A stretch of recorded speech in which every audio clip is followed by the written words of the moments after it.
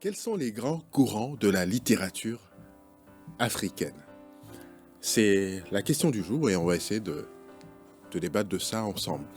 La littérature africaine, ce n'est pas un seul parti politique. Ça fait bizarre d'entendre ça. C'est plusieurs églises de réveil. Alors là, je sais, ça part dans tous les sens et on a du mal à suivre, mais c'est fait sciemment. Euh, la littérature africaine, euh, les littératures africaines, j'ai envie de dire, elles sont souvent engueulées. Je te présente les quatre grandes familles.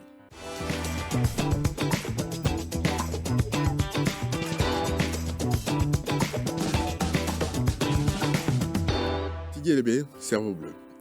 Aujourd'hui, on fait l'arbre généalogique.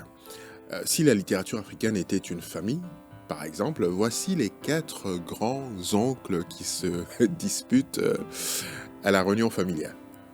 On a tous un oncle comme ça ou des oncles comme ça qui font n'importe quoi pendant les réunions familiales. Alors, d'abord, il y en a un qui défend le courant de la négritude. Les années 1930-1950, appelons-le l'oncle fier, hein. Alors, euh, on a effectivement les chefs, donc Léopold Sédar Senghor, Aimé Césaire, Léon Gautran Damas, qui avaient un slogan: le nègre est beau, le nègre est fort, le nègre a une civilisation. Alors, on se replace un peu dans le contexte, hein. La colonisation dit que le noir n'a pas d'histoire. Eux répondent avec des poèmes. Euh, ils font ce qu'il y a de très intéressant. Ils chantent l'Afrique des royaumes, des masques, de l'émotion. L'émotion est nègre, la raison est Hélène, dit Senghor. Alors les qualités justement de cette posture, c'est que ils nous ont redonné la fierté. Alors on trouve parfois quelques défauts, mais c'est discutable. Euh, on dit que parfois ils ont idéalisé l'Afrique comme si avant le blanc, tout était parfait. Euh, tout ça est bien faux. Et il y a matière à réflexion. Alors, deuxième courant défendu par l'oncle le plus bavard, c'est le courant du euh, désenchantement, de la désillusion, qui apparaît dans les années 1960-1980. L'oncle énervé, disons-le comme ça. Alors, les chefs justement de ces courants, c'est Amadou Kourma, Sonny Laboutansi, Henri Lopez, Williams Sassine. Euh, Ils avaient un slogan: les indépendances, mon œil.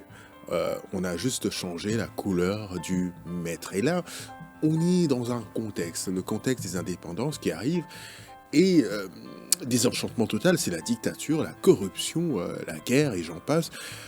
Ils arrêtent de chanter l'Afrique. Il n'y a plus rien à chanter dans cette Afrique. Ils la décrivent crue, violente, absurde. Les soleils des indépendances, la vie est demi, le pleurer et rire, sont autant d'œuvres qui vont dans ce sens. Alors, si on peut trouver une qualité justement à ces auteurs, c'est qu'ils ont osé critiquer les présidents africains. Euh, alors, à leur charge plutôt, on dirait que, à force d'être sombres, parfois ils ont déprimé. Ils ont déprimé.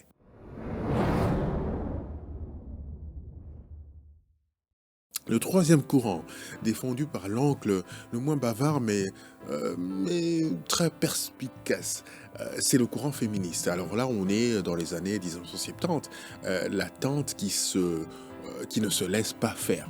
Euh, Parmi les auteurs qui ont défendu justement ce courant féministe, on a Mariam Abba, Calixte Béala, Ken Bougui, Fatoum Diom, qui avaient un slogan: euh, double colonisation, celle du blanc et celle du patriarcat.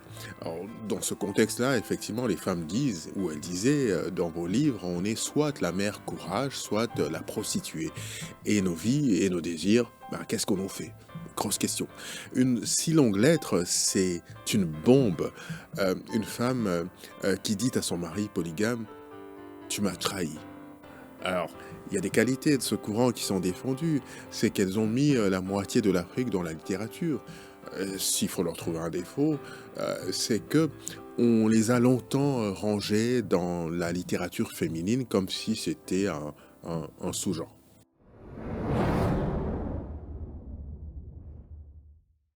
Et puis le quatrième courant dont il faut parler, qui est défendu par l'oncle qui s'absente tout le temps, mais qui revendique tout le temps aussi.